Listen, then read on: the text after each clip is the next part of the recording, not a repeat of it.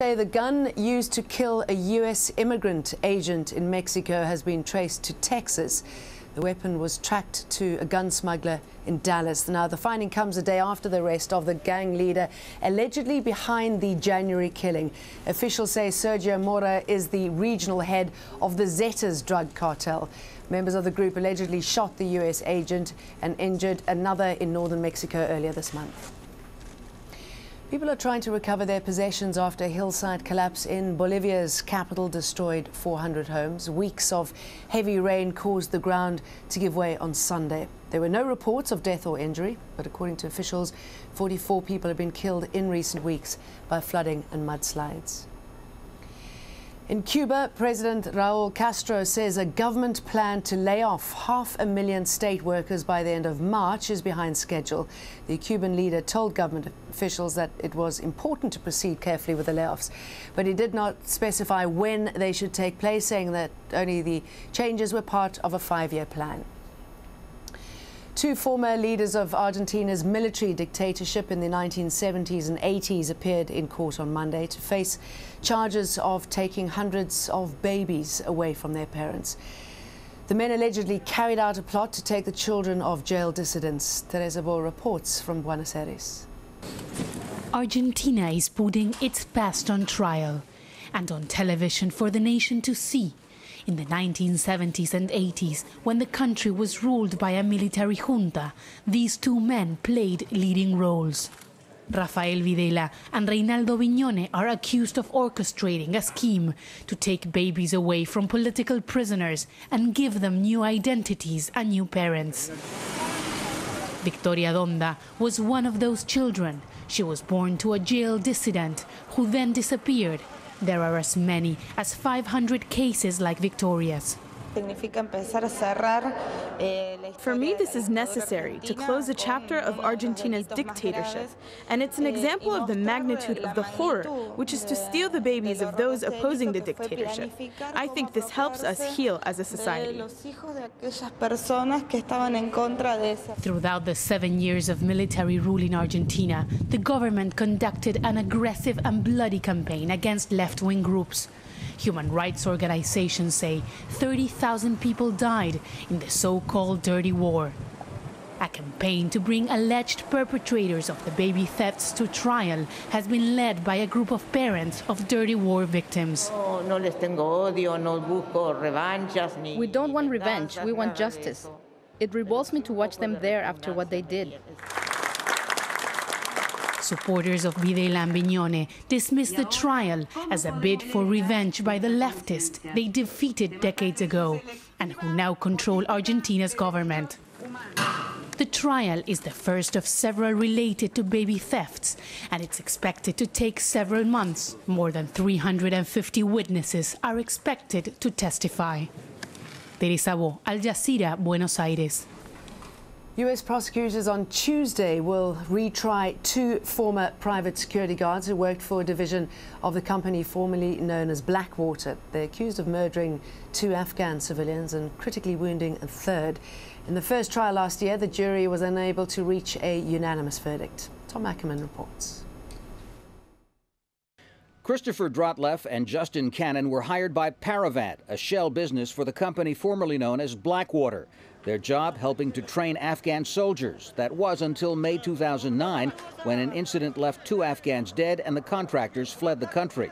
The 2 Americans say they fired their weapons in self-defense at the Afghans riding in a car which rammed their convoy and then tried to run them over. An Afghan pedestrian was also hit at close range and was among the dead.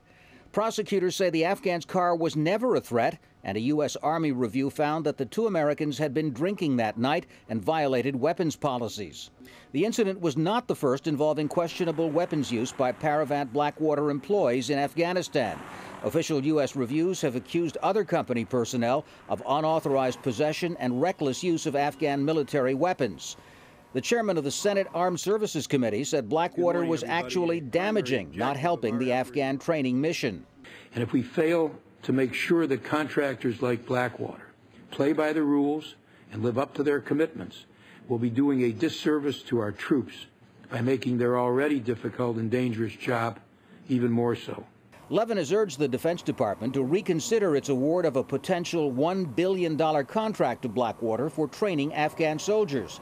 But both the State Department and CIA last year awarded Blackwater and its shell companies new contracts to guard their facilities in Afghanistan and elsewhere.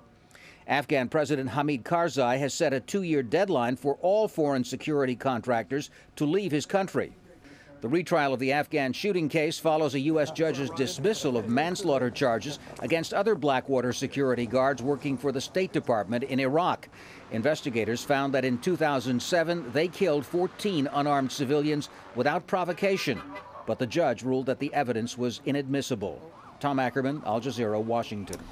Quick update for you. Venezuelan President Hugo Chavez has been speaking again about the unrest in Libya. Chavez has proposed sending a commission made up of allies of Libya to the country to try to resolve the situation peacefully. He said he would not accept that his friend Muammar Gaddafi is, quote, a killer until there's an investigation. Chavez also said military intervention by what he called the U.S. empire would be a catastrophe. Certainly a good friend. It's all from now here from Washington. Back to you, Doreen and Doha.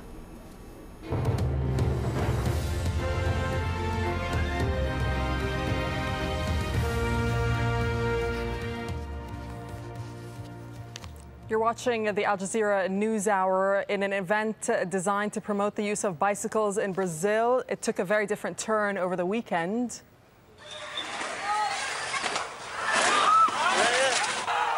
This recently released video captures the moment a motorist plowed his car through the crowd of cyclists. No one was killed, but at least 40 people were injured. The driver told police he was afraid for his life after cyclists began pounding on the roof of his car.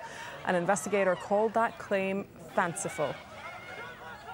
Now, time for all the sports with Stuart. Thank you. We'll start at the Cricket World Cup, where the West Indies fast bowler Kemar Roach has become only the 6th player to take a hat-trick in the tournament's 36-year history. The big moment came during the Group B clash against the Netherlands in Nagpur, and Ral Pathak rounds up Monday's action. It's a sign of the poor state of West Indies cricket that the game against the Netherlands was by no means regarded as a foregone conclusion. The Windies' heavy loss to South Africa in the opening match, coupled with the Dutch heroics against England, had some sensing an upset. But the men from the Caribbean can still boast some of the game's most destructive batsmen, and after being sent in Nagpur, they climbed into the Dutch bowling with relish. The highlight was Kieran Pollard's 60 from just 27 balls, as the West Indies reached 330 for 8 from their 50 overs. Netherlands made 292 against England in their last game, but chasing a huge total brings its own kind of pressure. Tom Cooper showed his colleagues how it should be done. Just like that, he would go on to make an unbeaten 55, but then Kemar Roach decided to make his little bit of history.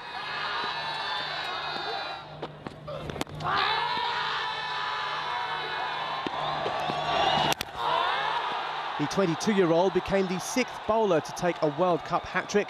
He took 6 for 27 in total to blow away the Dutch batsman for 115. The West Indies win by 215 runs. Meanwhile, in Group A, the Canadians